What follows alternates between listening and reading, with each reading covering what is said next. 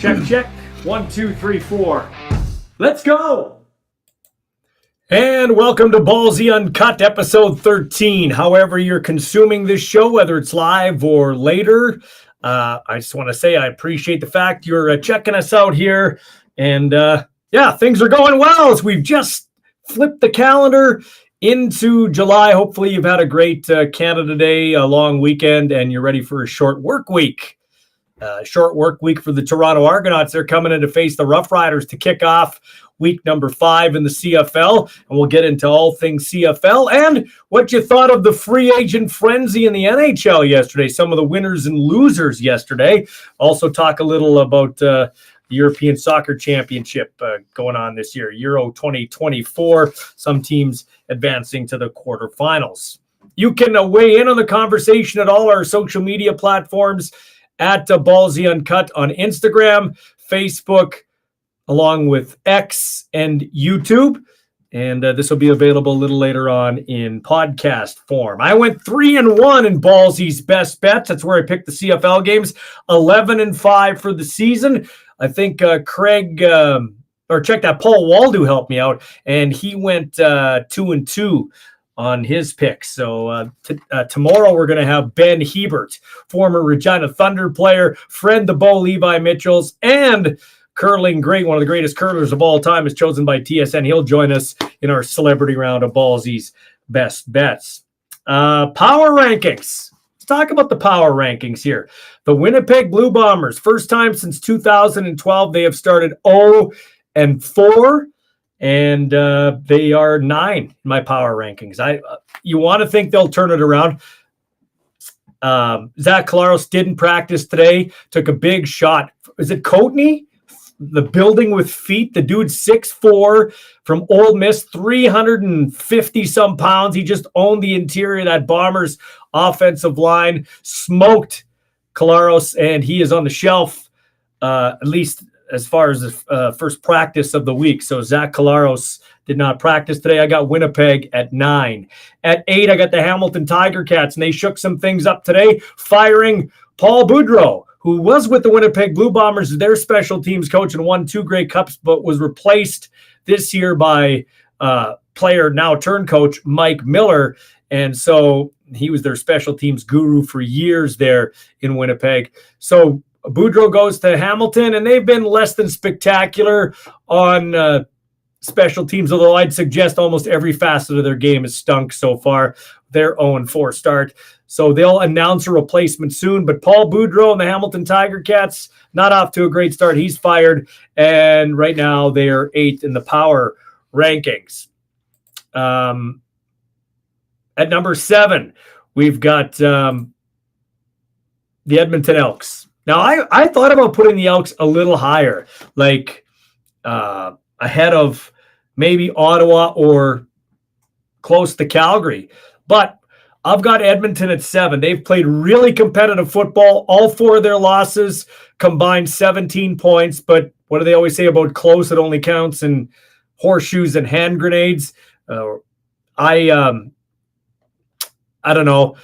After a while, losing those close ones could turn into big defeats, like by multiple points. It's a slippery slope for the Edmonton Elks, but I do have them at 7. They're on a bye week. We will see how they come out of that bye week. It's a very critical game for them. They have to win that game coming out of their bye week. And to be honest, I'm embarrassed. I never looked that far ahead in the schedule. I'm not sure who they're playing coming out of the bye week, but I got the Edmonton Elks at 7. At 6, I got the Ottawa Redblacks.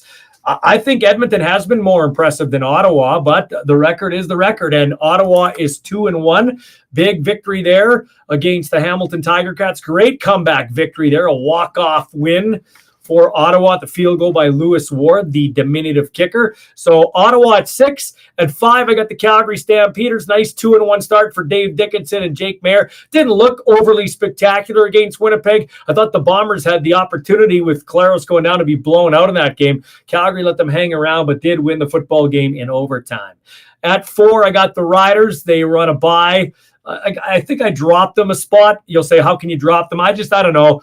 With Trevor Harris out and now Sean Bain Jr. ruled out for the game against Toronto, I've got the Riders at 4. I got Toronto at 3. They got a real eye-opener playing the Montreal Alouettes. Alouettes took them behind the woodshed and gave them a spanking there last week. So I've got Toronto at 3.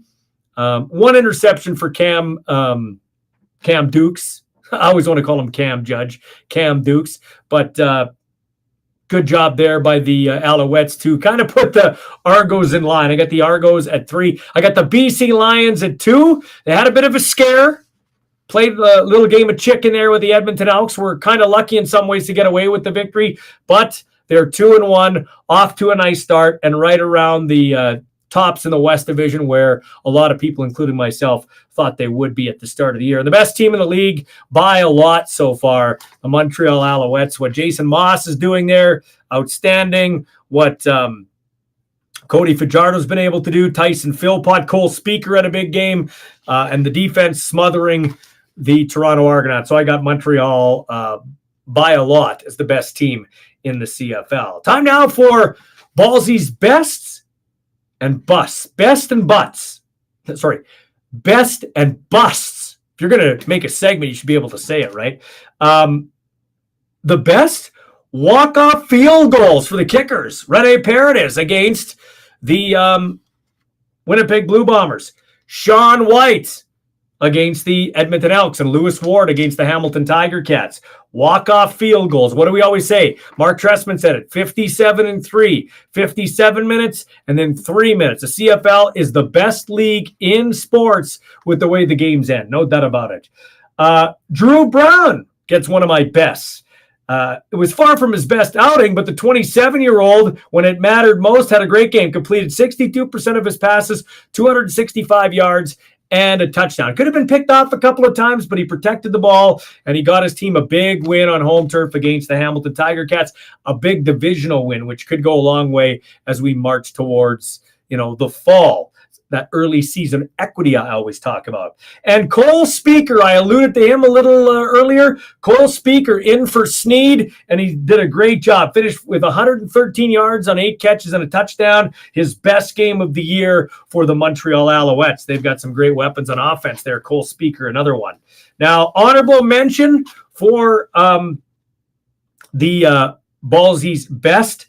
Tim White looks like he's coming back in a losing cause, but it was good news for the Tiger Cats. He had a touchdown and some big plays. Also had to fill in for Lawrence Woods III on the return side of things for the Hamilton Tiger Cats. So I got Tim White in the best category, as do I have Team Canada there. On top of the world once again, defeating Team Japan 20-9 to win the the IFAF U20 World Junior Championship on Saturday in Edmonton. The victory marked the 3rd consecutive gold medal for the Canadians, building off victories in 2018 over Mexico and 2016 over the U.S. Now, let's go to the Ballsy's bus for week number 4.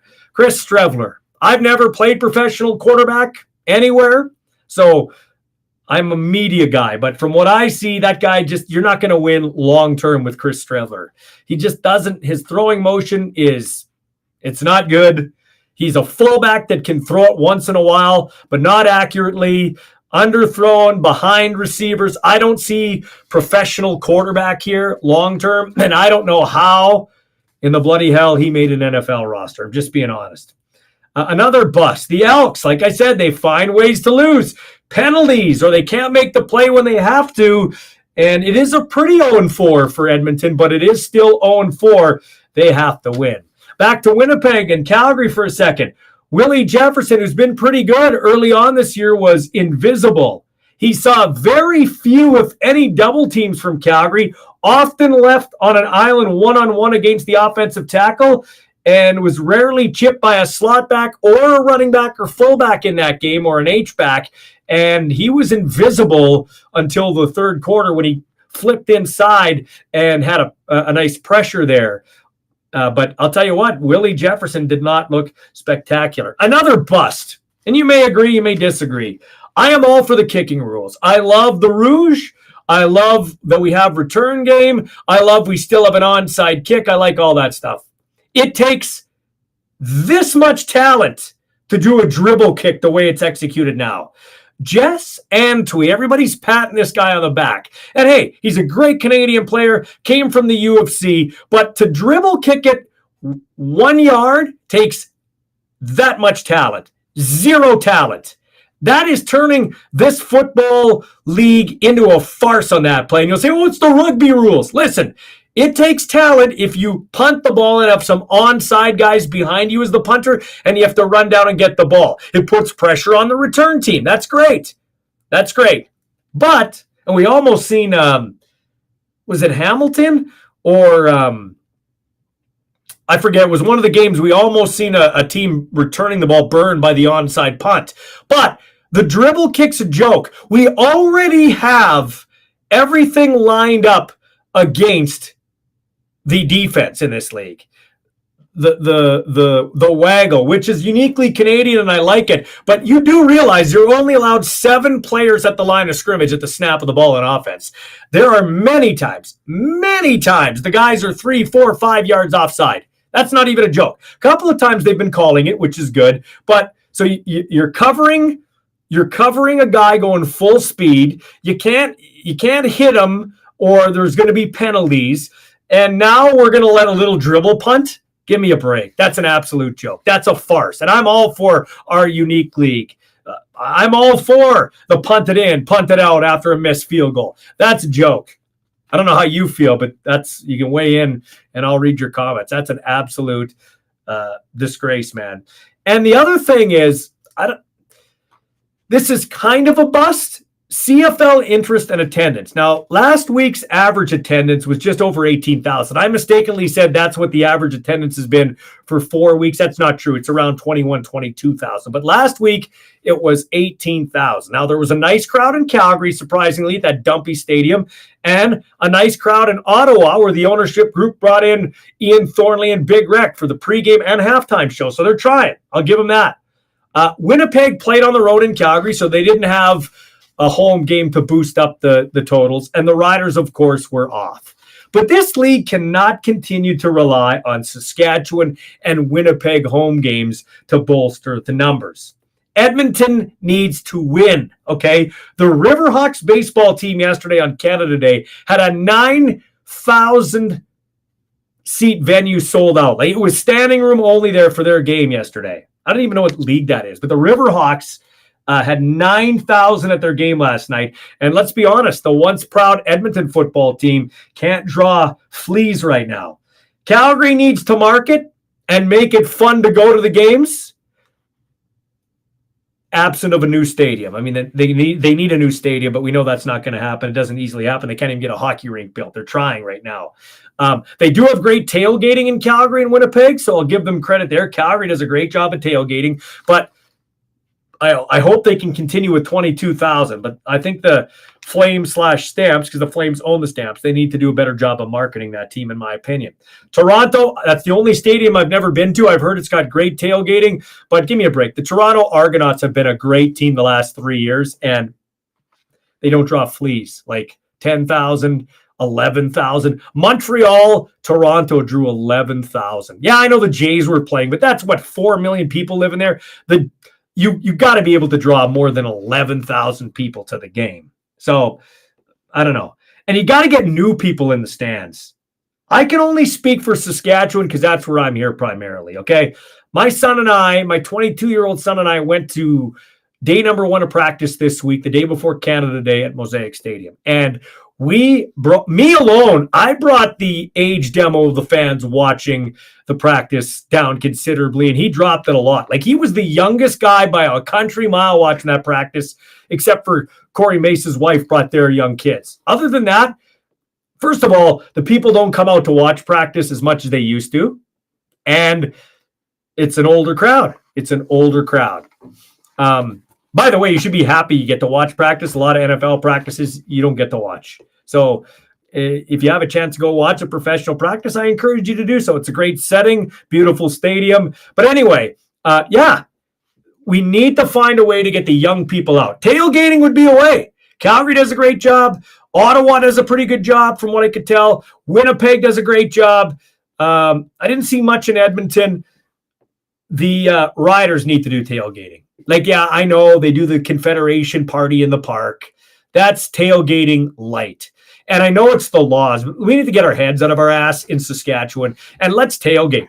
People would love to party in that parking lot outside of Mosaic Stadium between where the hockey rink is and soccer center. You could pay for your year-round tailgating area and let them have, like, come on. You're letting them drink anyway at the stadium. So let's do it. You got to create a party. You got to create an atmosphere that people want to go for the party, stay for the game. Make it cool again. I'm watching the old July 1st, 2010 season opener, which may have been the greatest game ever for a season opening game in Rough Rider history and maybe CFL history.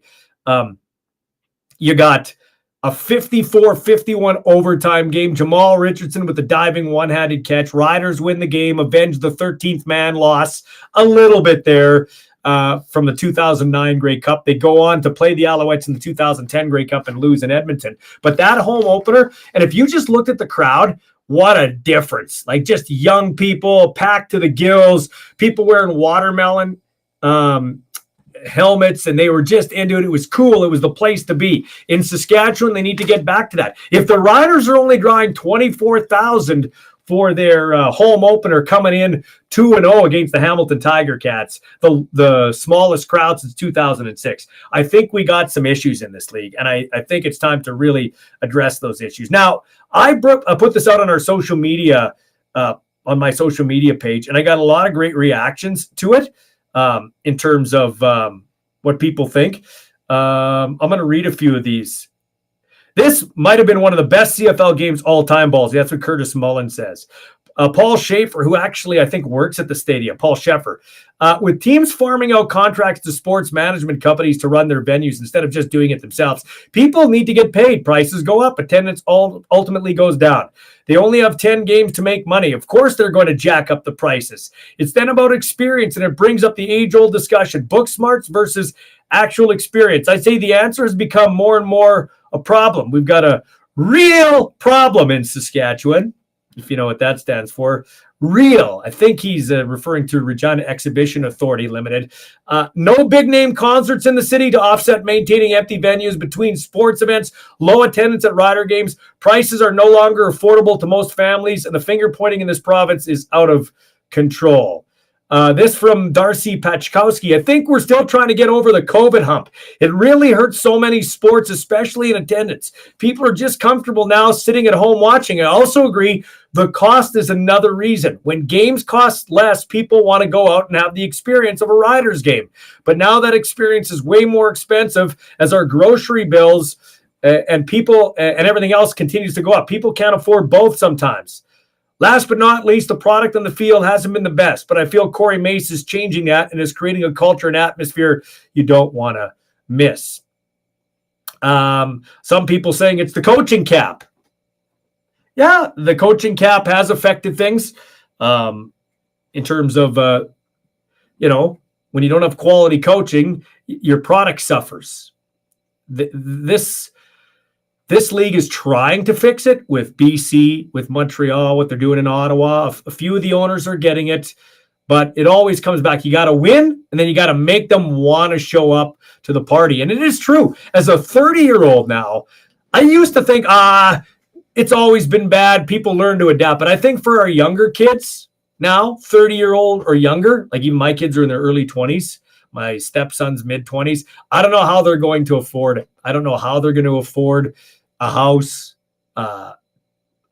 You got choices to make, and people do find money to do things like concerts, going to Rock in the Valley, Big Valley, or whatever the hell, the Country Thunder, whatever the hell they call it. It used to be Rock in the Valley out here. Or they'll go to Taylor Swift, or they'll go to an NHL game, a playoff game, or they'll go to an NFL game. They'll go if you make it the place to be.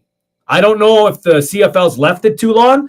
2008 to 2014 was really hot, but I think a lot of that had to do with how the Riders captivated the league there. Winnipeg's had a nice run. They're falling on hard times now, but we have to find a way. So, yeah, what do you think? I do think it has a lot to do with costs, and people will spend money, but you have to give them a reason to spend money. Thursday's not going to help. Riders play in Toronto. Toronto's never a great draw. Those Eastern teams are hard, even in good times. But I encourage you. It's supposed to be a nice night. Get out and watch some great CFL action. And the Riders still do have affordable tickets. Family zone tickets up high. I think, 2 adults, 2 kids can get in for $99. So it's not like they're not trying, at least here locally. I'm talking about where I'm at, but you do have to make it a party.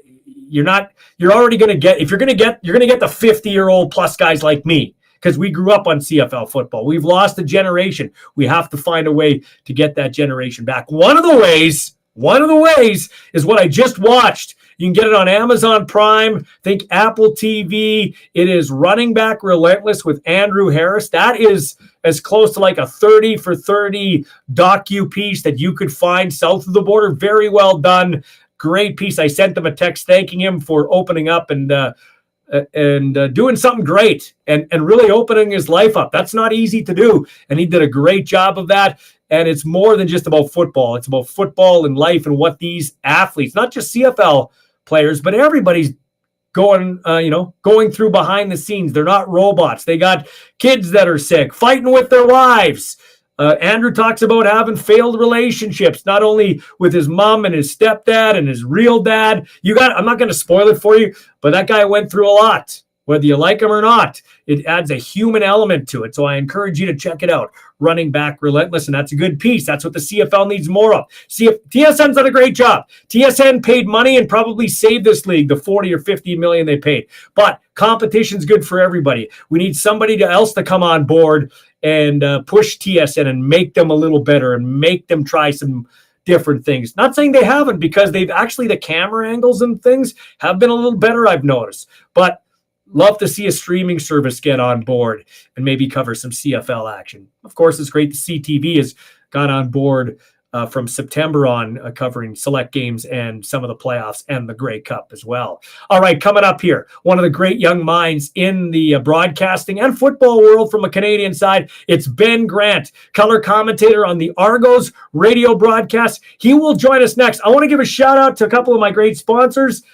This would be Super Squeeze, the fruited seltzer from District Brewing. They've got the passion fruit lime and the mango lime available in Saskatchewan liquor stores. They've helped me put up my billboard, which I do appreciate. Thursday, we'll have another Our Balls Are Bigger postgame show, and I'll be joined by my buddy Manny Arsenault. He's going to join me from Texas to do the show and take your texts and calls and messages. Also, Ward Tirecraft and Michael Barth over there at 101 Dudney Avenue. Need tires? Need brakes? Go ask Mike and the Ward Tirecraft gang and ask about their easy monthly payment plan for your truck, for your car, for your trailer, you name it. Ward Tirecraft, 101 Dudney Avenue. Okay, so we are going to now take a quick pause, and we will hook up with Ben Grant.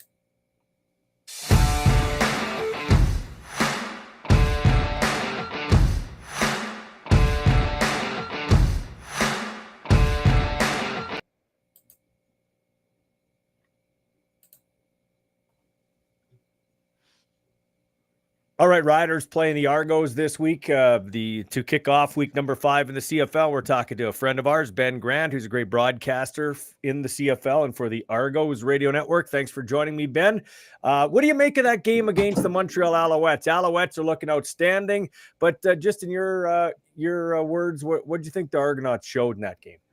I think they showed that Montreal is the team to beat in the CFL. I think we kind of suspected that to begin with. They looked really good in each of their wins. The win against Edmonton was a little bit shaky. There were moments, but Montreal's been pretty dominant other than that. And there wasn't really, I don't think the Argos actually played that poorly, but Montreal was just in a different class. And so I think you kind of see where, for the Argos, they see where that level is. They're like, okay, well, that's where we need to get to. It reminded me a little bit of watching Toronto and Montreal last season, where Toronto set the bar. Montreal lost to the Argos 3 times throughout the season, but they saw where that level was and then found a way by the end of the year to get up to that and then beyond that. And so I think that's what teams in the CFL have to do now with Montreal. They look at the Alouettes as well. They're setting the mark. And so everyone else has to find a way to improve their game, because otherwise Montreal is just going to run away with this thing. But I don't think that's going to be the case. I think there's a lot of time. There's so many new pieces in the CFL. Montreal, not with a billion new pieces like every other team. So it may take a little bit of gelling time, but I don't think I don't think it's insurmountable for any of these other teams in the CFL. And there's so much great parity beyond Montreal. Like after Montreal, it's like everybody else, anyone can beat anyone on any given day. And so they're all going to work to get up to that level. Well, and you know better than anybody, Toronto was 16-2 last year, and they were better than everybody and didn't get it done in the end. So you're right. It's more a marathon than a sprint. And with that in mind, we saw this injury to Cody Fajardo a couple of years ago in Saskatchewan. And if you leave it up to the player, he's going to say he wants to play every time. And nobody's, I've said this from day one, when Cody Fajardo steps on the field, nobody's more physically tough than Cody Fajardo. He could take a beating, okay? Corey Mace has decided to, let's see what we can do over the next 4 or 5 weeks and give Trevor Harris a chance to heal, because let's be honest, Ben, it's a race to 9 games. Get to the playoffs, anything can happen. So good move by the Riders head coach, I think. Yeah, I love that move. And it is a veteran coaching move, and one that you can do when you're a little bit more confident in your position. Corey Mace knows he's not going anywhere in the short term, certainly. You wonder if the same decision would have been made on every single team around the league. If there's a coaching staff that maybe feels a bit under fire, do they force Trevor Harris to come back, or do they let him make the decision and say, yeah, this is a guy we need to get wins now. Otherwise, we may not have jobs in a few weeks. And so that certainly helps. But yeah, I love this move from Corey Mace, because Saskatchewan, I know he hasn't been there a long time, but Riders fans have seen this movie a few times. Injured starting quarterback. This is not a new thing. And you see what a difference it makes. Now, last year, there wasn't really an option, but you saw the drop off. The Riders looked great until Harris went down. And a couple of years ago, like you referenced, Fajardo goes down. He's not really the same guy after that, and you wonder if they had maybe held him out, which is what Montreal did with Fajardo last year when he got a little banged up. They sat him for a little bit and he came back healthy. I love this move because with Trevor Harris, I don't think there's any team that scares Saskatchewan. I think they can play with anybody. Without Trevor Harris, it's a different story. But back to our initial conversation, marathon, not sprint, they have to make sure they're good in the fall. It doesn't matter. Like these games, they've built themselves a cushion. They've got a little bit of wiggle room now. And so if you drop a couple games in July, that's okay, as long as Trevor Harris is healthy and ready to go in the fall. Lots of interesting storylines here. Corey Mace against his old team, Ouellette against his old team, Dinwiddie up against Mace. This is an intriguing game here. And what are you expecting to see from Shea Patterson? If you're a Rider fan, you hope to see more than he did against a Hamilton defense that is nowhere near a Toronto defense. He looked like a deer caught in headlights at times, which kind of surprised me, to be honest with you. Me too. I was on Team Patterson when the Riders are kind of deciding on who to go with the back quarterback. I really felt good about Shea Patterson. He did not look like the way I expected him to look filling in. But remember, that's a different scenario. One, he's not preparing. You always prepare as a backup quarterback. You prepare to get into the game. You assume you're going to play every week. But it's one thing to say that, another thing to actually do that. I think it's a much easier scenario for a newer quarterback to have not only the bye week, but also the regular practices leading up to that week as the starter, because we know backups don't get the same number of reps. You're not as involved in the game plan. It's not a game plan that's catered to your skill set. And so I think Shea Patterson should look a lot better this week against the Argos, even though I think they are a tougher defense. I think he's going to look a lot more comfortable because they're not going to put him out there with plays he's not comfortable with. And I think a nice situation too to have Coach Mueller there as the offensive coordinator, because he watched Calgary go through that transition from the veteran play caller in Bo Levi Mitchell to Jake Mayer. And so he knows how they have to scale back. He knows how they're going to cater this game plan and maybe cut the field down in half a little bit, maybe use his legs a little bit more too. So I expect to see a much better Shea Patterson than that small sample size we saw at the end of that game against Hamilton. And I found it interesting day one of practice this week, Mueller lit into his offense. He had some expletives and basically said, it's not good enough. Let's run it again. So that's good. He's setting his mark early. Now, tell me from your eyes what you're seeing from Cam Dukes, the quarterback of the Argos, rolling in here. He's playing really smart football. And I think other than that, him being accurate, those are sort of the two big pieces to why he's been successful. He struggled against Montreal last week. They took away a lot of his first reads, and that was something that he hadn't really dealt with before. They were also getting a lot of pressure on him from a four-man rush, and that creates trouble. If you don't have to blitz a quarterback, especially a young quarterback, and their first read's not there, now you're going to put a young quarterback in a bad situation. So Dukes is going to evolve. He will get better. But I just love how, for the most part, he's not putting the ball in harm's way. He did throw one pick in the game last week. It was his first pick of the season. It wasn't a bad read. The receiver he was throwing to was open. The ball flew out of his hands kind of inexplicably for an accurate quarterback. It wasn't anywhere close to DeVaris Daniels. It just sailed on him. And that happens sometimes. It's going to happen to everyone at some point. But I think he's played within himself. He's taken what's there. And when teams have given him the deep ball, like Edmonton did, then he's gone deep. But when they've taken everything deep away, he'll go short. He'll take what's there. He'll run when that's the best option too. And so I just think he finds a way to, almost in a Cody Fajardo kind of way, he will avoid making mistakes if he can and find a way to convert first downs to keep those chains moving. So I've been really impressed with him. I didn't know quite what he would look like as the starting quarterback, but I think he's above expectation right now. And again, I know he didn't look great against Montreal, but that's a team playing at a very different level. And Saskatchewan fans haven't seen this Montreal team up close yet. They're a really good squad, and just look back at some of their wins. They're an impressive team. Who has popped for you that you maybe didn't expect? For Rider fans going to watch the Argos here on Thursday, who from the Argos perspectives popped for you that you're like, oh, okay, this guy's got something here?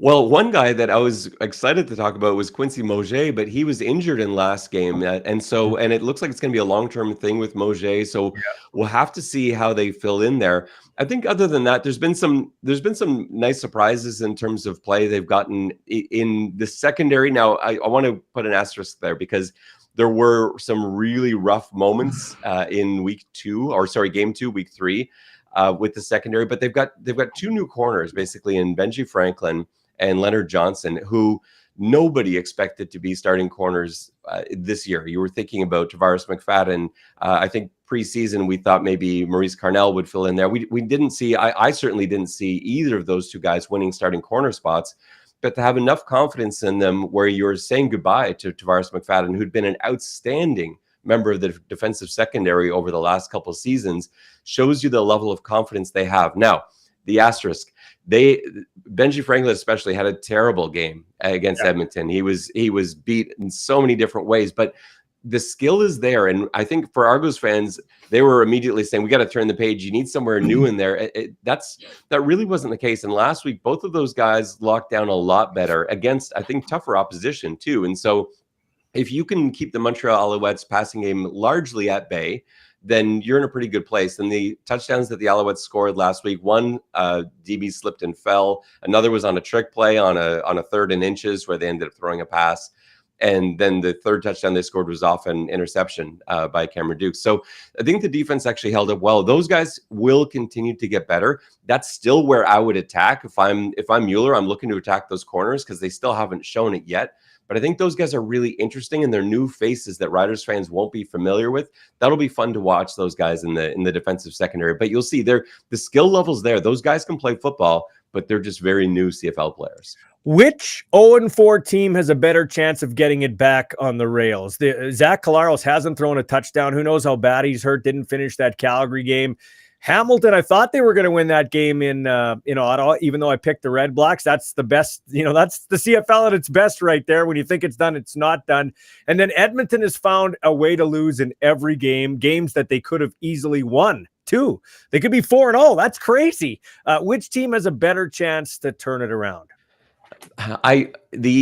The safe answer is to say Winnipeg. I don't know that that's the correct answer, though. Right. They still haven't shown me anything yet. Like the team of those 3 teams, and I hate putting faith in the Elks after how their last few years have gone, but they've actually looked pretty good. I was really impressed with them in Toronto. I thought they should have won that Montreal game. They should have won in week 1 as well. Now, should have is a big problem though, because you can't. If you should have won every game and lose every single one of them, then that's worth nothing. And the Elks have found, like you said, they've found ways to lose. They're really good at finding ways to lose, even when you think it's not possible. And this is not something new this season.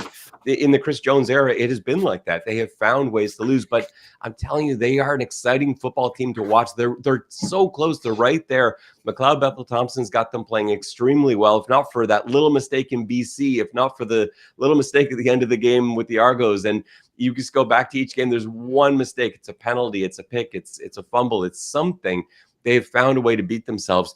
If that team can just get one win under their belt, they feel like a team that can maybe string a few together. I've seen way more than them to this point than I have from Winnipeg, than I have from Hamilton, and honestly, than I have from teams like the Red Blacks, who have a winning record going to this week. I've been more impressed with Edmonton, but they can't put those W's down. So maybe this bye week will do them good. They'll bounce back and go on a run, but they are certainly, to me, the most impressive 0-4 team. I know, again, it's asterisk filled, but I like watching Edmonton. I'll sit down and happily watch an Elks game, and that's not something that everyone has said over the last few seasons. I agree 100% with you, like right on the money. But I will say this: it's a slippery slope to go from losing here or there to now starting to lose big time. Do you know what I mean? Confidence, momentum. It's like, well, we're never going to get it done. It's a very slippery slope given the two previous seasons too. Yeah, that's why they need to come out after the bye week strong. Because I actually thought BC was going to blow the doors off Edmonton last week. I really thought, okay, they've lost 3 straight games in a row. They're going to be demoralized on a short week. And McLeod Bethel-Thompson sort of aired his grievances about that short week and fewer rest days traveling across the country. I just felt like that was a recipe for disaster, a place the Elks haven't played well. And they didn't. They responded. They were winning that game and probably should have won that game. And so to me, that shows a heart that I don't feel the Elks necessarily had in previous seasons. Maybe that's McLeod Bethel-Thompson. They've got a lot of other pieces that have been added to that roster as well. Though Curly Gittins Jr. playing really well. All the former Argos, I think, have worked out pretty nicely for them. And so if they can come out of this bye week and win, they could go on a run. But you're right. Like there's a point of no return. And I thought we were going to hit that in BC. We didn't. Maybe we'll see how they rebound after this bye week. But this is an important couple of games coming up for the Elks, no question. And lastly, let's get the human element side of it. Yesterday was Canada Day. I saw your daughter playing some Pearl Jam on the guitar. That's a 12-year-old daughter. What's her name? And that's cool, man. Yeah, Emma's done some really cool stuff with her music. Her first love is football, and she represented Team Ontario this year and did some great stuff on the football field. But her other passion is music, which now that it's summertime and she's out of school, she has some more time to dedicate to. So yeah, she took us.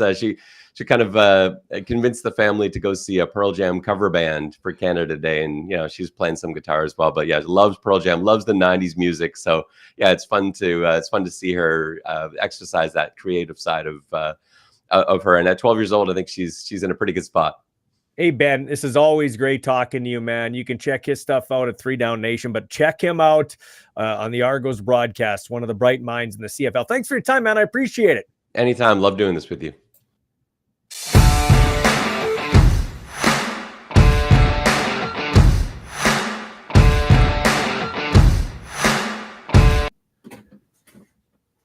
All right, the dean of the show. That would be Keith Willoughby, the dean at the Edwards School of Business in Saskatoon, longtime rider fan, and does our CFL simulations, and we can do them now. We'll get to that in a second. Mr. Willoughby, on Canada Day, I was riding my bike with my girlfriend in the White City area, and we were on this bike/walking path, and I went wide on the grass around this couple, and then I cut in front of them, and my girlfriend slammed on her brakes to get onto the street, and I had a wonky handlebar with the brake, and I pressed the brake too sudden and went right over the handlebar, scraped up my knee and my hands. Thankfully, it could have been a lot worse. It was embarrassing though, all the same, in front of your girlfriend and 2 strangers. It got me to ask you this question. What's the most embarrassing thing you've ever encountered? An embarrassing accident or something like that? Probably an embarrassing accident, Ballsy, way back in the days of high school, of tripping going up the stairs, not going down the stairs, going up the stairs, and being the nerd and the geek that I am. When I tripped, I basically am carrying my Texas Instruments huge calculator, my ruler, my pen in my pocket, my textbook falls out, and there I am falling up the stairs with all of this great mathematical gizmo stuff laying out in front of me. Do you ever think, though you're a teacher, an educator, did you ever think that we'd have everything we need right here in our cell phone? Unbelievable. You think back in the days when we were in university, having a 5 1/4 inch diskette which basically could probably have like maybe 50 pages of text, was enormous. You'd never need more storage than that. And now any data, any stats you need, it's all there at the press of a button. So before we get to the simulations, we've been talking about strength of schedule. Good news for the riders. They had the easy schedule and they took advantage of it, which gives them breathing room now with the injury to, Trevor Harris.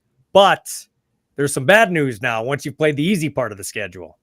Yeah, the bad news is you look at what I'm trying to calculate this year is strength of opponent. It's looking at all the rider opponents throughout this season. Again, it's Edmonton and Hamilton. How did they do in games not when they didn't play the Riders? Unfortunately for the Riders, Edmonton and Hamilton are combined 0 for 5 in games not involving the Saskatchewan Roughriders. So the Riders, if you look at the strength of opponent, have had the weakest schedule, softest schedule thus far in the league. Yes, we've eaten up on subpar opposition, but I tell you, this next 4 games, the gauntlet that is July, will tell a lot in terms of how the Riders are going to be faring once we get into the midway and then the end of the season. So in terms of, easiest schedules the rest of the way, which teams have kind of the easiest schedules going forward as it relates to let's just stick in the Western Division opponents, which would affect your team. You're wearing the jersey. They're the Riders. I think if you look at sort of in the West Division, you think of what's upcoming. BC has an easy-ish schedule. Also, the Riders end up having an easy schedule as well, if you believe current wins and loss record. A third of the Riders' games throughout the rest of the season are against Winnipeg and Edmonton, who are combined 0 for 8 in the season. Again, I still am on the fence. I believe Winnipeg, it's a mirage. They're going to get it turned around somewhat. Edmonton always plays us tough with Chris Jones, especially in Mosaic. But again, if you look at the last 15 games for the Riders, a third of them, 5 of them against Winnipeg and Edmonton combined, which, again, using current win-loss records, gives the Riders a relatively soft schedule for the last, 15 games of the season. Are you like me? Like, how did Chris Streveler stick on an NFL roster? He's a bull in a china shop. He's a great runner, but he's a subpar passer of the football. Like, I don't see quarterback. I don't see, if the Bombers need him, that he's going to be able to win them very many games. Yeah, you think in terms of his NFL aspirations. I'm also wondering if teams in the NFL were trying to get this Taysom Hill type arrangement that Taysom Hill enjoyed in New Orleans, where he was in essence this tight end, receiver, running back, playing quarterback occasionally, being able to handle the option. Streveler didn't pan out in the NFL. It's interesting again when you look at him right now with Winnipeg. He can run the ball well. He's tough to bring down, but is the arm there in terms of his ability to lead a team to victory? And you saw it in Calgary. The interception that he threw to Demario Houston was a really bad throw. I know that Dembski stumbled on the play, but you can't do that when you're deep in the other team's end in an overtime session. Zach Claros doesn't have a touchdown pass this year. That's absolutely nuts. That will change depending how hurt he is and when he comes back, or if he's going to miss any time. The other thing that's interesting is those plow horses are nice to have. Brady Olivares, the James Butler, who I wouldn't say is a plow horse, but they use him quite a bit. And then, of course, AJ Ouellette, who I've been at practice a couple of times this week. Looks like there's something bugging AJ Ouellette. So I worry that if you're a Rider fan, he won't make the season. So it's interesting that they're great, but it takes a toll on their body. There's no doubt about it. Well, exactly. I think Ouellette's the kind of guy like a bull in a china shop. He's going to run through you, not around you. He's going to go over you and try to get past you. And it does have the risk and reward relationship. So we'll see if he's able to withstand the rigors on the body for an 18-game season. If he's not able to go, again, do you tap Frankie Hickson on the shoulder? Do you give Clint Ratkovich an opportunity in the backfield? Again, if Ouellette were to have some sort of opportunity of not being able to play for the rest or for some part of the season, it does put the Riders in a less than optimal position going forward. Okay, you've shined up the Commodore 64. We're ready to go for simulations. Our first one of the year now. The computer doesn't take into account, I don't think, that the Riders don't have their starting quarterback QB1, and they've got Shea Patterson. So let's go through the simulations to give us some interesting things there. Well, Ballsy, you're exactly right. The computer is just looking at what's already happened in the season with the margins of victory for the first 3 games the Riders have played. And again, huge grain of salt here. This is a very tiny sample of games. This is in essence, the sort of the beginning part of the simulations that we're doing throughout this season. The computer loves the Riders in the West. It loves the Riders a lot. Projecting the Riders to finish 12-6 this season and finish first in the West Division and host BC in the West Final. And then projecting forward, going against Montreal in the Grey Cup, not winning the Grey Cup. Again, that's what the computer has so far. The computer loves the Owls. They're 4-0. They won games in a handily fashion. They won 3 games on the road. But that's what the computer's looking at right now for the whole of the rider scene. For the years that I've been doing this, it's been about a decade now. This is the most optimism I've ever had about the computer model this early in the season. It's nice to be able to see the Riders in that comfortable playoff spot. We'll see what happens over the next season, the rest of the season, obviously. But right now, the computer really loves the green and white. And it's what, like 99% making the playoffs, right? Right now? Yeah. Yeah, 99% chance of making the playoffs, 93% chance of hosting a playoff game, and 77% chance that the Riders are hosting the West Final a week before the Grey Cup in Mosaic, again, most likely against the BC Lions. So it's a 2-part question. First part, Thursday's game, Riders and the Toronto Argonauts. Your computer favors who by how much? Computer is giving it to the Riders, +5, 5-point margin, a 74% chance of beating the Argos on Thursday night in Mosaic. Now, the human guy that sits behind that camera, how do you see that game going? It's dicey. It's dicey, Ballsy. Maybe it's my paranoia being a longtime Rider fan. You're always worried in terms of what's going to happen next. We saw it last year when Harris went down. We were 3-1. He got injured against the Stampeders, and we had subpar performance after that. I'm concerned. I'm concerned being a Rider fan. The Argos are a tough team. They play tough opposition already. Maybe the one element that's important for me is to recognize that this is a chance for Corey Mace to obviously coach against his former team, which might be beneficial.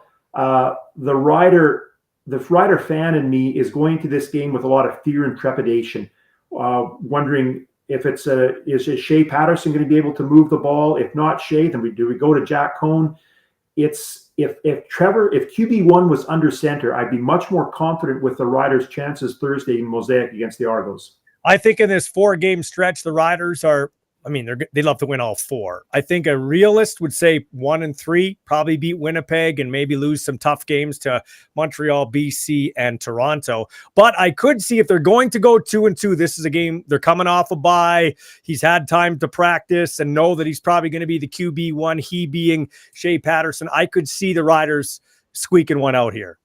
I could see it, yeah. In fact, if I look at the 4 games in July, I'd love the Riders to be 2-2. If we can get to the end of July with a 5-2 record, it points us well towards the rest of the season.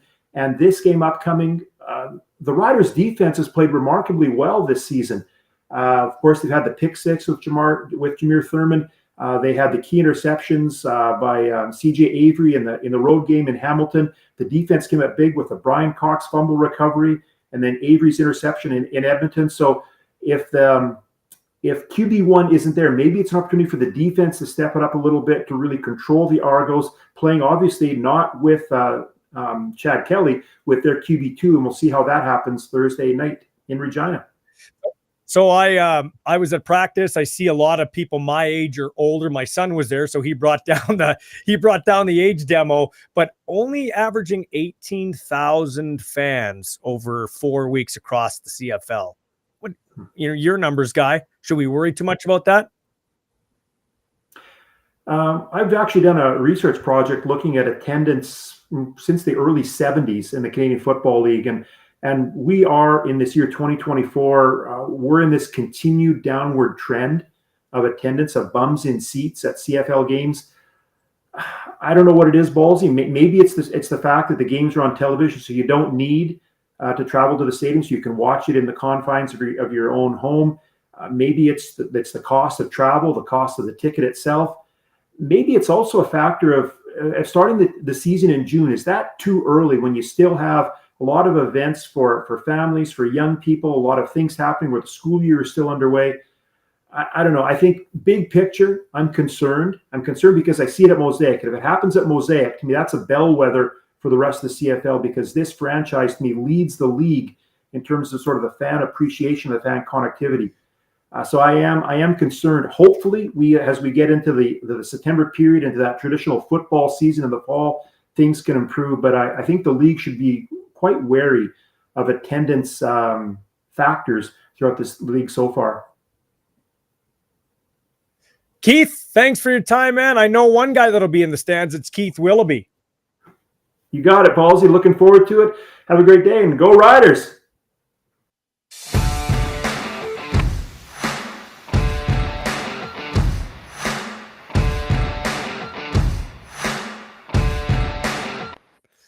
All right, so media is my business. I used to be in traditional media, and we always had a saying that once you lose people, it's hard to get them back. Once you lose a listener, it's hard to get them back.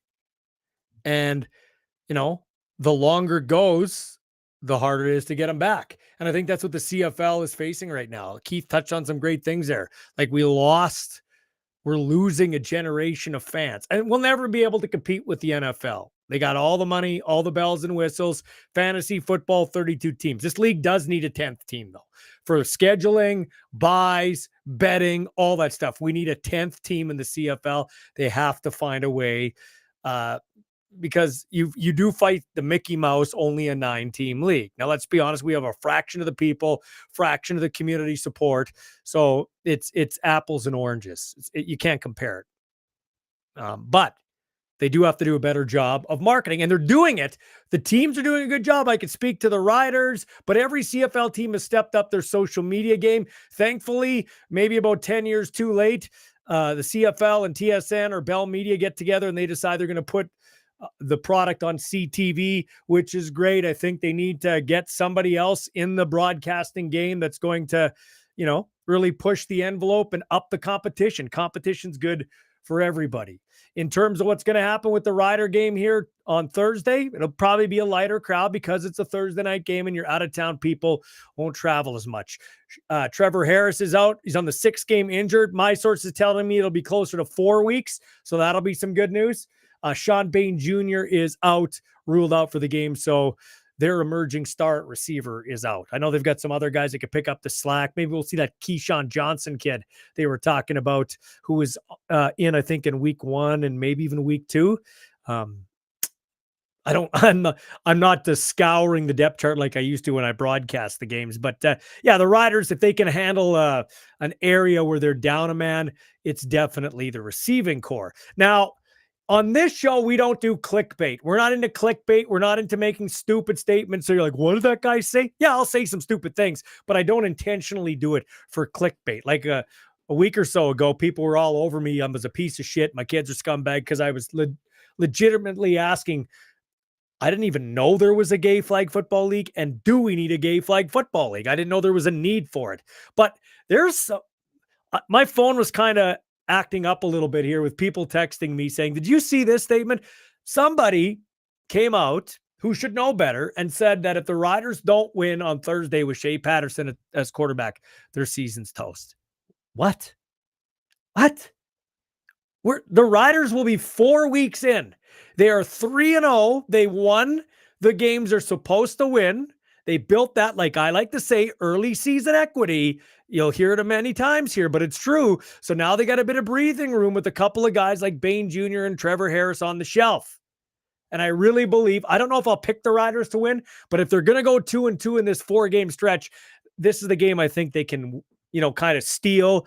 If Winnipeg continues to play they're playing, I think the Riders will beat the Bombers, and then I don't think they have much of a chance against BC or Montreal with Shea Patterson. Although, who knows? Maybe Shea Patterson comes out and absolutely lights the CFL on fire. I think I don't cheer for the Riders, but I think as a CFL fan, we need to have these quarterbacks like Cameron Dukes, like Jake Mayer, step up. When you've got 37-year-old McLeod Bethel Thompson, 38-year-old Trevor Harris, 34/35-year-old, I think that's what he is, Zach Caleros, right around there, and 35-year-old Bo Levi Mitchell as your star quarterbacks in the league. You could say the quarterbacking's good, and sure it is, but that's kind of scary. You can't jump down the Riders' throat for bringing back Trevor Harris. Coming into the year, the most accurate passer in CFL history. It's Cody Fajardo actually now. Now, he's 38. He's a leader on the field. You can't get on the Riders' case for bringing him back. Who else was going to be their starting quarterback? But you have to start to develop it. So hopefully Mark Mueller can drop a nice game plan for Shea Patterson, and at least he shows some promise in this game. The last game against Hamilton, he looked shitty. He looked like a deer caught in headlights. Let's be honest. He just didn't look good. But hopefully, with a week under his belt, we can see something from him. What did we see with Cody Fajardo when Simone Lawrence torpedoed Zach Collaros and tried to end his life? He came on and looked like shit. Isaac Harker came on, looked better than Cody Fajardo. But then the next week, Fajardo got a week underneath his feet as the game plan around him, and he went out and had a 2019 to remember. Let's hope Shea Patterson can do that if you're a Rider fan. Once again, I don't care. I don't have a dog in the fight. I really don't care. I just want good CFL football, and I want a good crop of next quarterbacks coming up in this league. Hey, let's get to some other football. France over Belgium, Euro 2024, 1-0. So they're to the quarterfinals. Turkey beat Austria 2-1. So they're off to the quarterfinals. Netherlands over Romania 3-0. So they're off to the quarterfinals. I'm not going to lie to you. I'm not a real big soccer guy, but yeah. Anyway, coming up here, we are going to oh, by the way, I kind of got sidetracked. So yeah, the Rider season isn't done if they lose to the Toronto Argonauts. Like, get out of here. It's a race to 9 games. And Corey Mace has done a great job in this. Corey Mace, as I talked with Ben Grant earlier, has shown some veteran wisdom. A couple years ago, they did that to Fajardo. They kind of, and as Ben pointed out, this coaching staff is not under pressure to quote unquote win it all this year.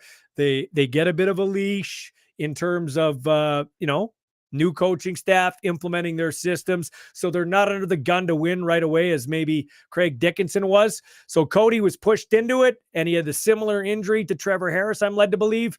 And that didn't end well for the Riders or for Cody Fajardo. And so good job by Mace recognizing that and keeping Trevor Harris out. Trevor's been there at practice, acting as a coach. And let's just get the, even if you're 1-3, that means you're 4-3 at the end of July, and maybe your quarterback is back and you can roll from there. It's just a race to 9 to get to the playoffs. That's the way that it is. So kudos to the Riders for recognizing that. All right, coming up on the other side, speaking of health, this is a great interview. My cousin Dan Farthing is back as the strength and conditioning coach of the Rough Riders. He should have never been gassed in the first place. Oh, that sounds familiar. Anyway, he is back, and I think it was one of the great off-season signings and additions for this football team that nobody's really talking about. John Ryan and I talked about it on the Our Balls Are Bigger postgame show. He thought it was a great signing, and I concur. We'll have Dan Farthing next to talk about strength and conditioning for your Saskatchewan Rough Riders.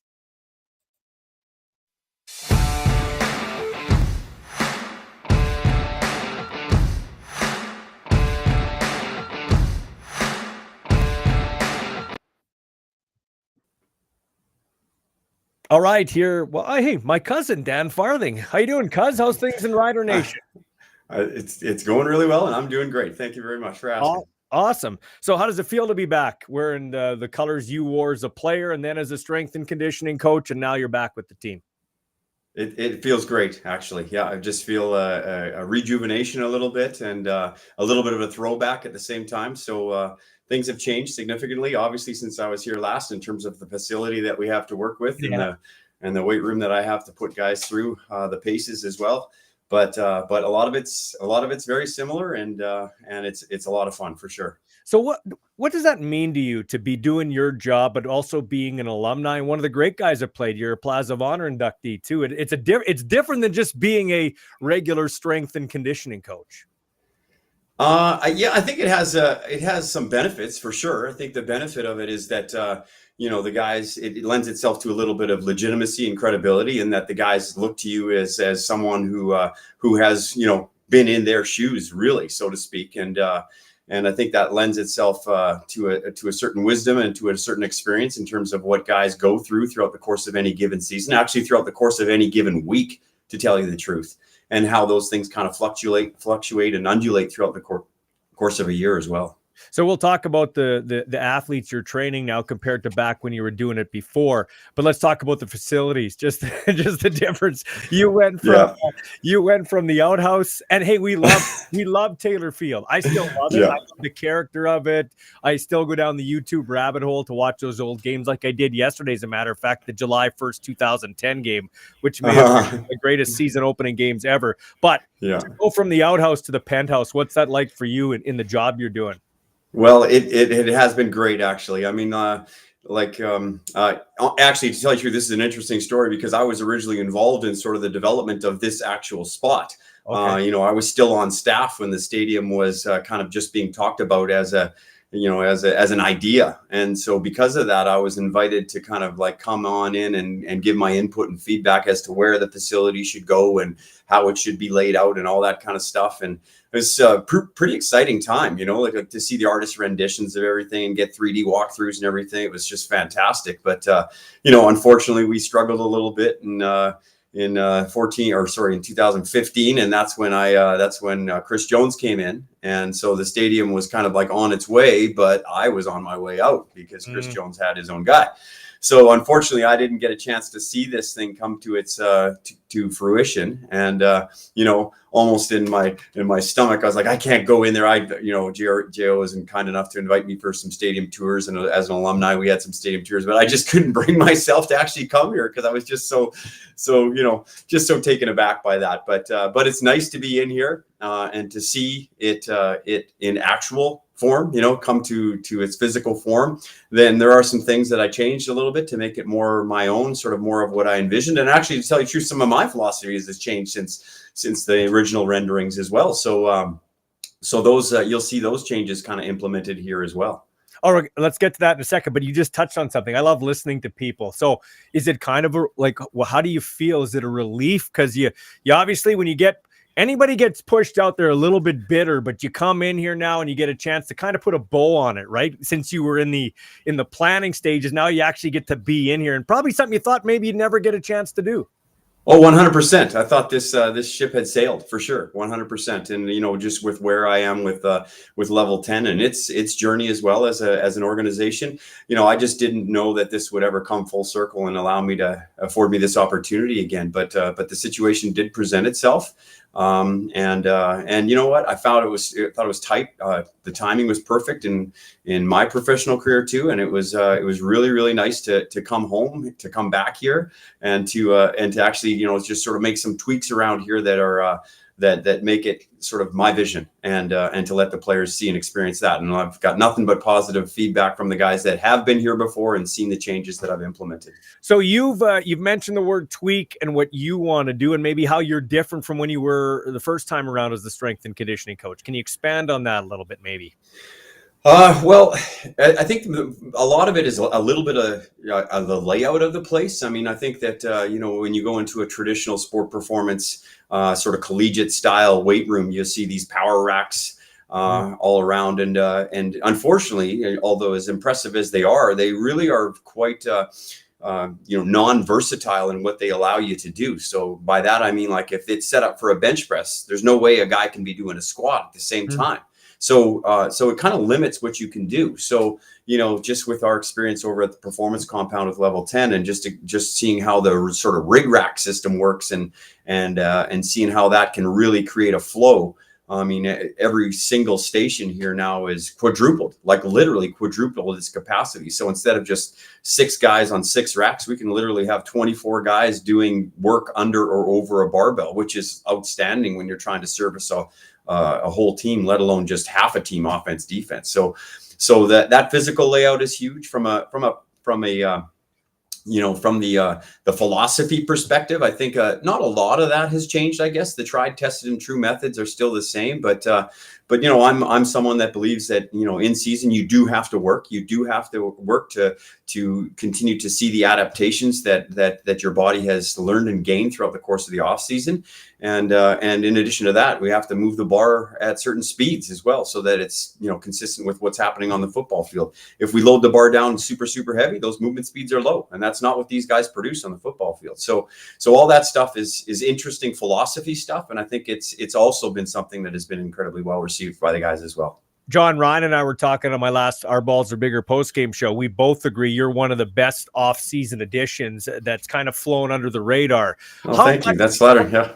Yeah. How much can a strength and conditioning coach help? Like how much? Because sometimes you see, like I'm a Chargers fan, and they get a lot of injuries. And now Jim Harbaugh's brought his own guy in from the Michigan Wolverines, and he's supposed to be one of the top guys in the United States.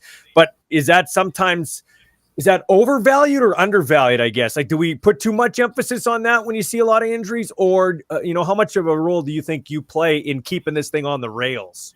Well, let me just touch on the injuries thing for first off, because it's really, I'm really reluctant to take credit for a low injury rate, because football is a car accident sport. You're getting in. I was joking around with AJ the other day, and we're wearing some of these GPS trackers to see kind of like how we're moving about practice, and there's some of that data is available to the guys during the games, and he basically says he gets in like 10 car accidents a game, let alone one on a Thursday night. So with that sort of high velocity, aggressive, violent chaos going on in the field, there's sometimes nothing that we can do for a player to save him from an injury. It's just like high impact, high collision, high velocity, very aggressive, very violent. But at the same time, there are some things that you can do so that if players do find themselves in those positions, maybe they're more resilient to resist the forces that might cause a significant injury, or an injury that put them out for the season. So, I am wary about taking credit for a lack of injuries, because the flip side of that is you have to take the blame if there's a high level of injuries too. And that's kind of a tough thing to do when it's a chaotic sport like football. In terms of our position, we see the guys for half the year. If you abandon strength and conditioning, like you're going to abandon the adaptation. So like you're going to lose your strength, you're going to lose your power, you're going to lose your resiliency, or the prehabilitation preventative mechanisms that are created with certain exercises that we do. Yeah. So Mark Mueller, I was at practice day one of practice. Saw you there. You don't look your age, bro. You got muscle. Hey, I watched Mark Mueller light up his offense a little bit. Hey, get your shit together. We got to get going here. Probably a little bit of urgency now that Jay Patterson's in there. But from your perspective, hey, I know athletes, okay? I've played, I've watched, I've coached. Guys can get lazy when it comes to conditioning. They can get lazy and go through the motions. Are you hard on your guys when it comes to that? I think the biggest thing that we do around here is that, like, I think what's different than, some of the things that have been in front of these particular guys in the past is that I wouldn't necessarily demand anything from any player, but I expect them to be a pro. And that's something that Coach Mace has also kind of said, like, you got to be a pro. There are some things that you need to do to be the best that you can be on the football field. We only legitimately have them from what the union stipulates to be 4.5 hours. That's not enough time. It's really not enough time to handle all the things that you need to handle to be the best that you can be on the football field. So, yes, there's words of encouragement of saying, like, you need to get in the weight room for sure, guys. And it's easy to point out too, sometimes the guys that are, getting all of our team individual awards post game are the guys that are spending time in the weight room. There's no coincidence to that. So, we have a core group of leaders that are really helpful to me in that regard as well, because sometimes, I might go in one ear and out the other, or I might get sick of hearing the same voice as well. But when it comes from within, and when it's those players who are legitimately leaders in terms of doing all those things that they need to do to make themselves all-star caliber players, then it's easy on my part too. So, I guess, I think the great thing about what we do during this season is that, you can get a lot of benefit from what we call a minimum effective dose. So that means like really high intensity, high intention things that are very, very low volume. So in terms of the amount of time that guys spend in here and get a benefit, the time commitment is very low, so I think that's a good sell too, especially when your body is hurting, when you're feeling the rigors of a season. I've never played in the NFL or the CFL, but I would say this is a big difference between the leagues. You are on the clock a lot more in the NFL, so it's on you in the CFL to be more of a pro. Like, what I mean by that is it's on you. You have to be the pro, because there's lots of time to eat Cheetos and play video games and do that type of stuff because you're away from the facility, like you said. So if you want to make it, you got to do a lot of it on your own in the CFL. 100%. Like in the NFL, you're expected to be there 8-10 hours a day. Absolutely. And then with the CFL, again, it's only mandated for 4.5. However, you'll see guys in here, like I'm showing up here really early in the morning, and there are guys that are already here waiting for me to scribble something down for them on the whiteboard or give them a sheet of paper. In addition to that, they'll leave right here, right in the early in the morning, and they'll do an hour of film or more before their actual film sessions start. So there's a lot of work done before our meetings kick off at 9 a.m. At the end of our practice, you'll see guys filter back up here. And then you'll see them go from here down into the training room, hit the cold tub, hit the hot tub, do all those extra things that they need to do to take care of their physical body as well, from a rehab prehab perspective as well. So, there are lots of guys here that spend those same 8-10 hours, but they're not mandated to. And that's what being a pro is all about. So I agree 100% with your comment. So when you're on the sidelines, it's interesting. You're not like a regular strength and conditioning coach. We talked about it. You played at a high level in the Canadian Football League as a professional. So you're watching it as a former athlete, which is kind of cool. What do you make of the receivers you're seeing in the Canadian Football League? To me, this could be arguably the greatest era of star Canadian receivers in the CFL, at least since I've been watching the game.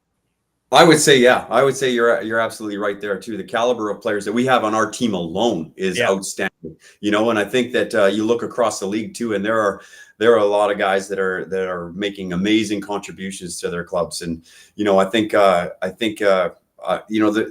me just take a little tangent here. There's another comparative to the NFL and CFL. We're actually wearing little trackers, as I mentioned, alluded to a little bit earlier, and just trying to follow from a scientific perspective more of the movements, just to keep a handle on guys and see what the stresses are on their bodies. And honestly, like I had a couple of good conversations with some guys that had some NFL experience, and playing receiver in the CFL is no joke in terms of the mileage that you put on your body, with the waggle, with the width of the field, with the fact that they whistle in the play with only 20 seconds. You got to hustle back to the huddle after running a go route, and then get back in the huddle and maybe run another go route right away.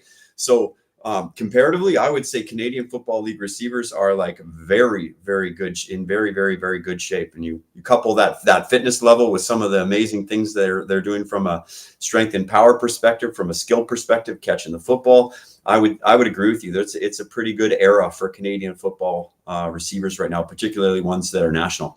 My son's played both, and he said, "Dad, defensive back is way harder. You got to do everything backwards. You got to do everything backwards. You don't know where you're going." And think about these Americans coming up here. They've never played the game. The waggle, it's like you're covering on a tarmac. Like I said, I had G. Roy Simon on the show, and he agreed. Boundary halfback or Sam linebacker, probably the two hardest positions to play in the league outside of quarterback, because you got. I would say.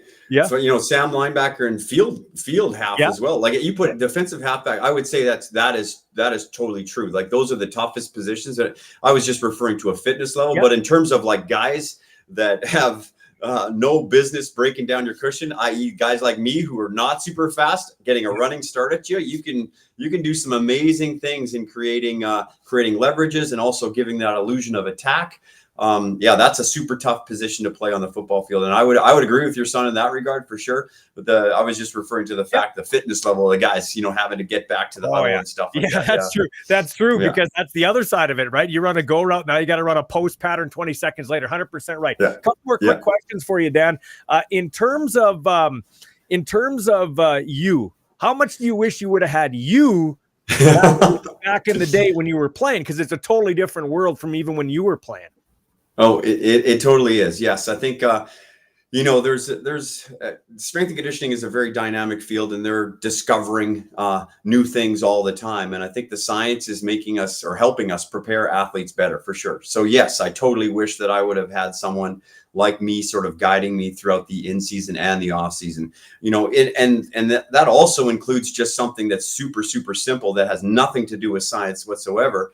And I always say it to people right now because it's why level 10 exists. It's like, I like to think I know what I'm doing in this area, but if I had me standing over me every single workout, my intention would be different. My effort level, my intensity, everything would be far more precise and perfect and at a high level. And that in and of itself creates a greater end result, right? Because like if you're getting more out of each and every workout in a daily training environment, then the athlete that you put on the field at the first day of training camp is a completely different athlete. So yeah, and that's nothing but just motivation and supervision and someone just watching your every move. It's human nature. It's not a human weakness to say that, I don't do things as intensely it's human nature. You want to perform well in front of another person, and you want to make sure that you don't disappoint. And that changes every single second of every single workout. It really does. Yeah, you have to be more disciplined. I'm my own boss. 100%. I own a home studio. Nobody's telling me what to do. I either do it or I don't do it. You're absolutely right. It gets hard.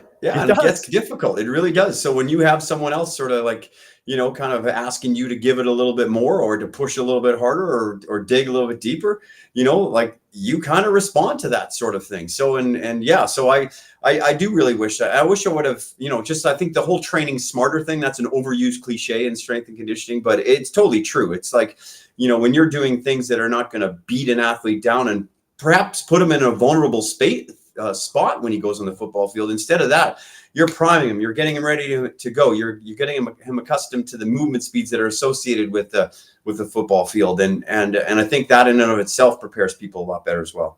And lastly, Dan Farthing, I forget, we had this conversation before. How many quarterbacks did you have when you played? It was like I think I shared a roster spot. So that's second string and third string guys. And those were kind of a turnstile too. I think there were like 27 or 28 different quarterbacks that I shared a roster spot in my 11-year career. So yeah, but there were some good ones in there though too. I'll have to say, I got to start my career with the likes of Kent Austin and finished my career with the likes of Henry Burris. And then, there were some pretty talented dudes in there too. And I'll even throw Steve Sarkisian into that mix as well, because I think that, his knowledge of the game, he's showing it right now. Like I would have loved to see him in the correct system and see what he could have done for this football team as well. Everybody looks at me twice when I say that, because they just sort of question his arm strength and stuff, but I quite enjoyed Steve, and I thought he had a handle on the game like no other young quarterback that I ever played with. So he was a lot of fun. Yeah. But what I'm getting at is, wouldn't you have loved to have played with like a Trevor Harris for like 10 years? Do you think about your career there? Like, it'd be great a guy that gets the ball out accurately, on time, and quickly. Yeah. I 100% think of, the fortunate career that Ben Cahoon had, having played with Anthony Calvillo all his years, and they had quite a fantastic rapport that doesn't happen if you have a turnstile at the quarterback position. Yeah. So I think AC knew what Ben was doing, like before Ben even did it half the time, and that lends itself to some success for sure. And so I guess sometimes I look at that and I just wish I would have had a not just a uniform quarterback, but a uniform offense from year to year to year. That might have helped as well. Yeah. So best of luck, man, in the game on Thursday. And from an injury standpoint, you look at it differently now. You're probably like, okay, we only had 2 injuries. That's a pretty good get. That's a win for us. Yeah, for sure. Like that is success for us. I'm just trying to keep these guys not only healthy, but also performing at a super high level. And I think there are a lot of guys, the vast majority of them are attending to what they need to do that for us to be successful on the football field. So enjoying it for sure. And that's Dan Farthing, who joined us live from Mosaic Stadium. That was a great chat. You can catch any of our interviews, Ben Grant, Keith Willoughby, the CFL simulation guru, and Dan Farthing, in podcast form a little later on, or you can replay it on the platform you're checking it out now on. And by the way, thanks for checking us out. Tell all your friends. That's how we grow this thing, and that's how we, keep the 3-down game going. It needs a lot of help. In nowhere should a team turn down an interview or media credentials for anybody that's legitimate. Okay. And with that in mind, the Calgary Stampeders are going to supply me Micah Alway on the show tomorrow as we tee up the Stampeders game coming up this week. And, yeah, we got Ben Hebert on the show tomorrow. He is going to do the Ballsy's Best Bet Celebrity Edition. I'll make my picks. He'll make his picks. Talk about his buddy Bo Levi Mitchell and the start in Hamilton. Bo's actually had not a bad start. I think 3 of the 4 games he's been kind of like old Bo. He didn't look great here in Saskatchewan when they got smoked 36-20 by the Rough Riders.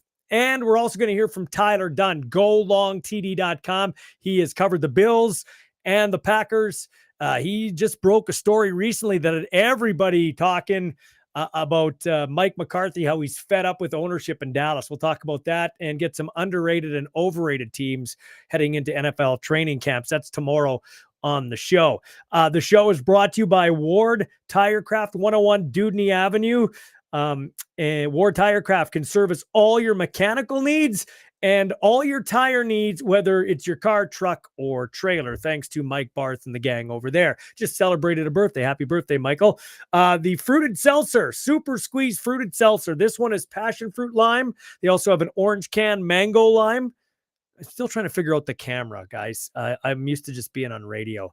There it is. If you're watching this, District Brewing, thanks to them for getting on board, supporting the show, helped me put up a billboard, which is on the way to Mosaic Stadium. You'll see it Thursday if you're traveling westbound on Sask Drive here in Regina. I'm going to get to some of your comments here about what we talked about. But yesterday, of course, was Canada Day. It was Bobby Bonilla Day. Yeah, Bobby Bonilla got signed to like a record deal from the Mets back in the day. And he gets paid every Canada Day, July 1st. It just happens to fall on Canada Day. He gets paid like $1 million and some dollars, and it's for like another 15 years. It's crazy. He is the best agent in the world. That's like $1 million bonus July 1st. Bobby Bonilla Day. It was also NHL free agent frenzy day, as they like to say. It's funny. The league wraps up. The next day they have the Lame Awards night. The next day they have the draft. And then a couple days after that, they have the free agent frenzy. So winners and losers in no particular order. I got Nashville as a winner. Stamkos, Marchessault, both with an axe to grind coming over from Tampa and Vegas, respectively. You want to know how cold an NHL business is, just look into Stamkos and Marchessault. By the way, the Lightning just re-signed Hedman to an extension. So Victor Hedman is staying there in Tampa, but they didn't want Steve Stamkos anymore, at least at a respectable salary for him. Anyway, he's on Nashville, so is Marchessault, and then they got Brady Shea to go along with Forsberg, Saros, and Yossi, who are already there. So Nashville, I don't know that they are the lead dogs in the West. I don't think so, but they are definitely going to be very competitive this year. The Oilers had a great day, an embarrassment of riches in forward depth after Victor Arvidsson leaves the Kings on a 2-year deal, and Jeff Skinner got bought out by Buffalo, and he comes to Edmonton on an ultra-friendly deal. 6 30-goal seasons. He's a legit top 6 winger, and he will definitely love playing with Connor McJesus and Leon Draisaitl. Oilers also re-signed Connor Brown, Matthias Janmark, and Adam Henrique. That was that killer line that was great for them in the playoffs. And Brown and Janmark, great penalty killers. And they replaced Vinny Desharnais with a similar guy, big 6'5" or 6'6", 250-pound defenseman. That'd be Josh Brown, who comes over from the Utah Hockey Club. Some other winners. How about Connor Bedard and Macklin Celebrini? The last 2 number 1 picks both got some much-needed help. Let's start with Bedard, who is near and dear to my heart because I got to call a few of his games, and I consider him a friend here, the Regina Pats. Bedard, whose most common line mates last season were 36-year-old Nick Foligno and the previously unproven Philip Kurashev. Now he gets Tyler Bertuzzi and Teuvo Teravainen. So better options for their franchise player. And Celebrini, who went first overall to San Jose, won't have to play with such poor line mates in his rookie year the way Bedard did. Sharks got Tyler Toffoli coming off back-to-back 30-goal seasons. And they also added Alex Wenberg, who used to be with Seattle, I believe. Now, Wenberg won't play alongside Celebrini, but he's going to be a legitimate third-line center, and he's going to soak up the difficult matchups, allowing Celebrini and the other young center they got, Will Smith, to play in more offensive situations. Now, we want to talk about some losers. The LA Kings, they got Joel Edmondson on a 4-year deal at almost $4 million a year, and Warren Foegele, 3 years, $3.5 million out of Edmonton. Now, Edmondson is a highly physical and impactful player at playoff time, but he's really not that high a pairing defenseman, and he's had injury issues. So I don't know if it's worth that type of money. He'd be more like a deadline acquisition. And Fogel's deal is less risky. He had a career year in terms of goals with 20. He's only 28 years old, but he was scratched for a few playoff games for the Oilers. So up and down for him. The Kraken made 2 major splashes on Monday. They signed right shooting offensive defenseman Brandon Montour away from Florida. Now he's going to be a pretty good, I'd say he's not bad. Like he was among the game's elite blue liners a couple of seasons ago. He'll be a nice pairing with probably Jamie Oleksiak there in Seattle. But Chandler Stevenson, the other former Regina Pat, who I consider a friend, had he had a tough season. His stats kind of cratered with a far superior team with Vegas. They signed him to a 7-year deal averaging $6.25 million. Now, those 2 signings are good if you're a contending team. Like adding pieces, Seattle's anything but contending, in my opinion. No disrespect, Jordan Eberle. And the Ottawa Senators traded Jacob Chychrun, defenseman, to Washington for fellow D-man Nick Jensen and a 3rd-round pick in the 2026 NHL draft. They gave up a lot, did the Sens, to get Chychrun in March of 2023, sending a conditional 1st-rounder and a conditional 2nd-rounder in 2024 and in 2026, all to Arizona. Now, this swaps a home run for the Capitals. Makes very little sense for the Sens. Ottawa traded away a better, younger, slightly more expensive, at $550,000 to be precise, defenseman, because Jensen shoots right and has an extra year of term. I don't know. I'm not great with my money, but I don't think that's a good allocation of funds. And speaking of that, then the rookie GM Steve Staios goes out and signs David Perron to 2 years at $4 million a season, and Michael Amadio 3 years, $2.6 million a season. Amadio is not a bad contract for a 3rd liner, I guess, but Perron is 36 and he is showing signs of big decline. So I'm not sure that was a great day for the Ottawa Senators. I consider them losers there in the winners and losers of free agency. Okay, let's get to some of your messages here. Jerry says, hey, great question, Ballsy. How much do you wish you had you? And she also says, I bet you the Riders appreciate that they have you, Dan. Yeah, I would think they do. He's a great addition there. Dan Farthing, Plaza of Honor inductee, I believe in 2017, if I'm not mistaken. John Ohm says, old quarterbacks, we need new quarterbacks. And the CFL's in trouble again with attendance. Well, now I want to point out I made a little error, not omission, but error. The week 4 attendance figures were 18,000 and change. Overall, it's 22,000. That was, of course, bolstered by the 50-some thousand they had in BC. So you can manipulate the numbers however you want. This from Andrew. Andrew says, well, it's Andrew Johnny Ray Ferguson. This is a chance for Patterson to show the brass was right in keeping him over Mason Fine. Yeah, I hope to see Shea Patterson have a great game. It's good for the CFL if we can find that next crop of quarterbacks. Got some other messages here. Want to go to Facebook here, as I had asked, why is attendance down? Somebody referred to the product not being as good. Steve Camber says, I think the officials could keep the flags in their pockets for half the calls made. The game is hard to watch when teams are piling up over 100 penalty yards per game. Let the boys play already. I think there's some validity in that, Steve. I think they could, cut back a little less, especially on special teams penalties. But also the first 3-4 weeks in the season, you see a lot more penalties in the CFL. You see a lot more in the NFL too. Hopefully that evens out. Aaron Russell McKenzie, Nagy says, my opinion, take it for what it's worth. Tickets are a bit high for my liking. I drive 3 hours to games, get home stupid late, sometimes have to work the next day. Fuel is ridiculous for a 6-hour round trip. then food because we need to eat, and drinks to stay hydrated. If I was taking the kids and the missus, that's $480 in tickets, $120 in gas, and 2 meals are on $100 each. So $800 day minimum for one game. For me, sadly, that's what I clear for 2 weeks work. I still go, but I could see how people would see it to be tough. Boy, that's a trooper, Aaron. If you're still going, man, kudos to you. Only thing that upsets me as a season ticket holder, we used to get small freebies, lanyards, cards, etc., schedules, magnets, neat promo gear. That's gone to the wayside. We have points now, but I miss the neat rider collection stuff.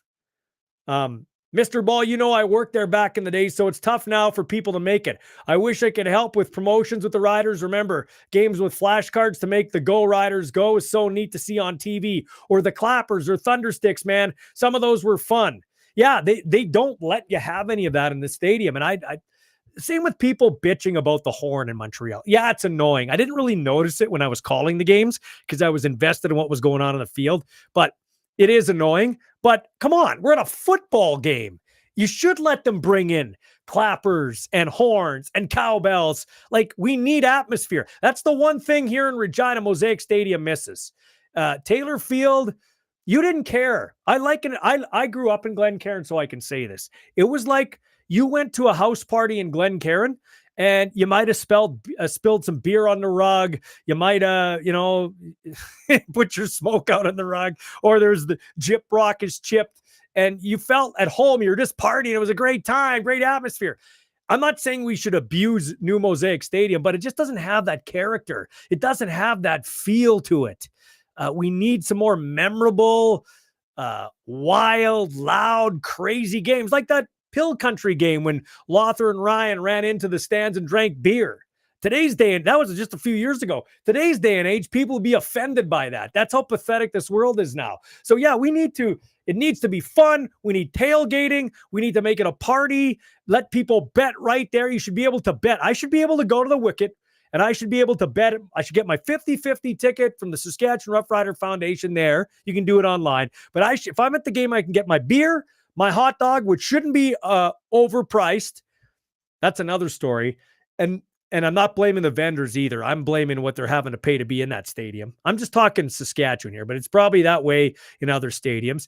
I should be able to buy my 50-50 ticket, my beer, my hot dog, whatever I want. And then I should be able to go and buy my ticket right there. I could bet over under that Zach Collaros is going to throw for 250 yards or Cameron Dukes is going to throw over under 2 interceptions or 2 touchdowns and cash it right there. That's what needs to happen. That should be the next evolution here. If we're going betting and everything, let's go all in. Let's get it done.